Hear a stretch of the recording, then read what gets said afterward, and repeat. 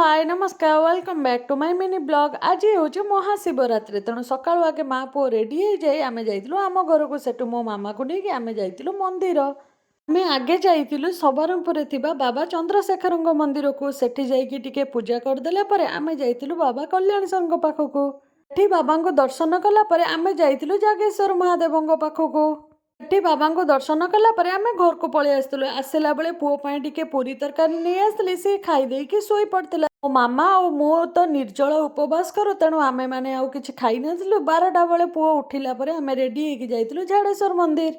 सेठी एते भिड़ होइतिला जे दर्शन तो करिहेलानी खाली जुहार होइकी आमे पळि आस्तिलु। तापर सेठी पड़िथिबा मेला टिके बुलिलु तापर आमे जाइतिलु थाना छकरे थिबा आखंडलेश्वराय मंदिर को सेठी टिके दर्शन करदे आमे जाइतिलु पुन्नावलचर थिबा बाणेश्वर मंदिर को सेठी टिके दर्शन करदे आमे टिके मेला बुलिलु। आ मेला बुला हबो पुओर आइसक्रीम नहेले तो हबनी।